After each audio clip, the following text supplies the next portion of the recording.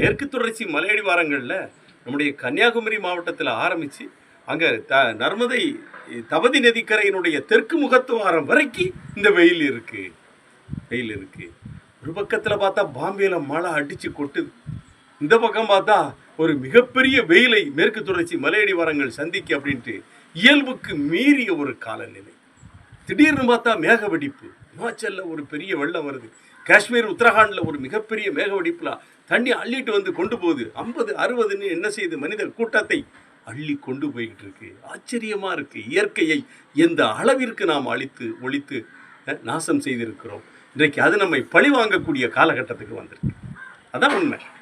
மனிதன் தன்னுடைய சுகபோக வாழ்க்கைக்காக என்ன செய்யறான், எல்லாத்தையும் ஒன்னொன்னா கை வச்சு கடைசியில் என்ன செஞ்சிட்டான், இந்த பூமி பந்தில் எதுவெல்லாம் இயற்கை கொடுத்த வளங்களாக இருந்ததோ அத்தனையிலையும் கை வச்சு என்ன செய்தான், தன்னுடைய வாழ்க்கைக்காக இயற்கையை ஒரு பகுதியை அழித்து இன்னைக்கு என்ன செய்யுது, வெப்பம் தகிக்குது.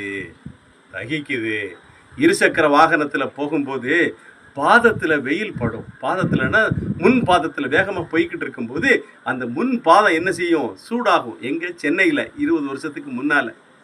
ஆனால் இன்னைக்கு செங்கோட்டையிலிருந்து தென்காசிக்கு பைக் ஓட்டும்போது என்ன செய்யுது, அந்த பாதம் சூடாகுதுன்னா அப்போ தான் நான் உணர்றேன், இந்த வெப்பத்தினுடைய தன்மையை உணர்றேன். படுபயங்கரமான வெப்பம் பதிவாகிறது மலையடிவாரங்களிலே. இந்த வெப்பம் கம்பத்தில் இருக்குது, கூடலூரில் இருக்குது, தேனி படுபயங்கரமாக இருக்குது. உத்தமபாளையம் வந்து இயல்பாக காற்று வரக்கூடிய பகுதி, அங்கே அது மாதிரி. சின்னமனூர் கடும் வெயில். இந்த வெயில் ஏன் இப்படி அடிக்கணும்? இதை சரி செய்வதற்கு வழிகள் இல்லையா? தேடிக்கிட்டு இருக்கிறோம். இதை சரி செய்ய வழியே இல்லையா?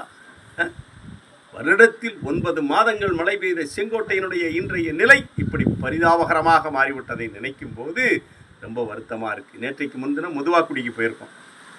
கிட்டத்தட்ட 1800 MSN கடல் மட்டத்திலிருந்து 1800 அடி உயரமுள்ள முதுவாக்குடியில் சாயங்காலம் 4 மணிக்கு நிற்க முடியலை. அதான் விஷயம். 4 மணிக்கு என்ன செய்ய முடியல, முதுவாக்குடியில் நிற்க முடியலை. டாப் ஸ்டேஷனில் வெயில் மண்டைய பிளக்கு. மூணாரில் கொடையை வச்சுட்டு போய்கிட்டு இருக்கான், வண்டிப்பெரியாரில் கொடையை வச்சுட்டு போய்கிட்டு இருக்கான், வாகமனில் கொடையை பிடிக்கான், ஊட்டியில் கொடையை பிடிக்கான், கொடைக்கானலில் கொடை பிடிச்சிட்டு போகிறான் பகலில் வெயிலுக்கு பயந்து என்று சொன்னால் 10 வருஷம் கழிச்சு இந்த பூமி எப்படி இருக்கும் நினச்சி பாருங்கள். 20 வருஷம் கழிச்சு இந்த பூமி எப்படி இருக்கும்? நம்முடைய சந்ததிகள் எதை எதிர்கொள்ளப் போகிறார்கள்? ஒரு வெப்ப அலையை எதிர்கொள்ளப் போகிறார்கள். பருவம் தப்பிய மழை, புவி வெப்பமயமாதல், என்னெல்லாம் இருக்கோ நாம் கேள்விப்படாத எல்லாம் ஒன்றொன்றாக நம்மை நோக்கி அணிவகுத்து வந்து கொண்டிருக்கிறது.